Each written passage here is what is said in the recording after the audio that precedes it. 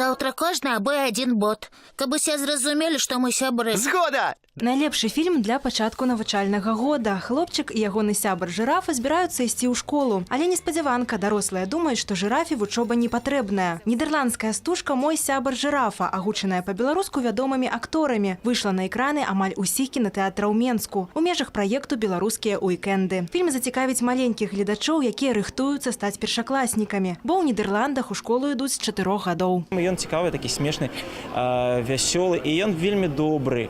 Калі яго глядзеў, зала была поўная дзетак нямецкіх, і на кінафестывалі я памятаю, якая была добрая рэакцыя і ад дарослых, і ад дзетак. Ён просты, без забойстваў, без канфліктаў, без трагедый. Сюжэт пра хлопчыка і жырафу, якая умела размаўляць, прыдумала нідерландская казачніца Анні Шмідт.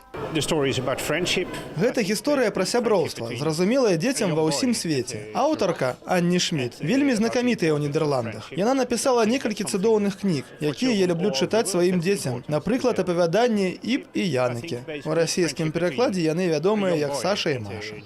Дзякуючы беларускім уікендам пры падтрыманні кампаніі «Вэлком» уже 2 гады беларуская мова гучыць у кінатэатрах з вуснаў герояў знакамітых фільмаў, такіх як «Форэст Гамп» або «Хронікі Нарніі». Частае пытанне арганізатарам, калі па-беларуску пачнуць выходзіць прэм'ерныя стужкі. Здабыць ліцэнзію на новы фільм няпроста, але ўпершыню гэта ўдалося.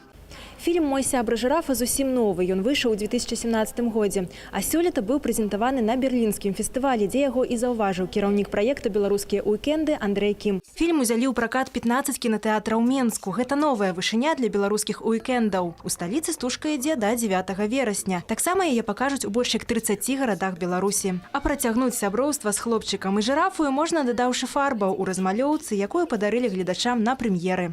Александра Дорская, Белсат. Я писать не буду.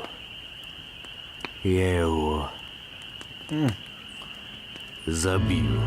Неўзабаве ў беларускі кінапракат мае выйсці фільм «Народныя мсціўцы» паводле апавядання Васіля Быкова. Асаблівасць стужкі ў тым, што яна знятая па-беларуску. Рэжысёр фільму Александр Меліхавец заканчвае дамоўленасці з кінатэатрамі, але абяцае, што кіно можна будзе паглядзець, нават калі ўладальнікі кінатэатраў і не пагодзяцца ўзяць стужку ў пракат.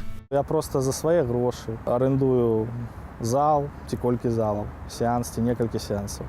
І просто пакажу за свае, як бы яшчэ раз знайшоўшы, пазычыўшы грошы, яшчэ раз укінуўшы іх, яшчэ больш. Але я пакажу, таму што пракатнае пасведчанне ёсць. Здымаць стужку «Народныя мсціўцы» Александр Меліхавец пачаў яшчэ ў 2010 годзе, але некалькі разоў прыпыняў праект праз адсутнасць сродкаў. Цяпер жа фільм скончаны з дапамогаю крэдыту, пазыкаў і краўдфандынгу. Рэжысёр мяркуе, што фільм могуць паглядзець як мінімум 30 000 беларусаў і запрашае прагаласаваць за беларускае кіно нагамі, прыйсці на сеансы.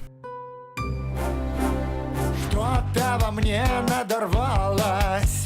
Где кортик, где птица из бронзы. Сергей Михалок прэзентаваў новы сольны праект. Яго першы альбом, паводле азначэння аўтара ў духу поп-культуры 80-х, называецца «Дрэздэн». Ёсць у ім і кампазіцыя з такой жа назвай. Усяго ў дэбютную кружэлку ўвайшлі 11 трэкаў. Адначасова з альбомам выйшаў кліп, зняты кіеўскім рэжысёрам Александром Стыкаленкам. Сходят с ума артисты. Дрезден. Никто там меня не ждет. Пра з'яўленне праекту Сергей Михалок абвесціў яшчэ ў лютым. Назву «Дрэздэн» ён атрымаў у гонар гораду, дзе ў 1972 годзе нарадзіўся музыка. На старонках, прысвечаных праекту ў сацыяльных сетках, Михалок паведамляе, што ўжо працуе над другім альбомам. Интересно.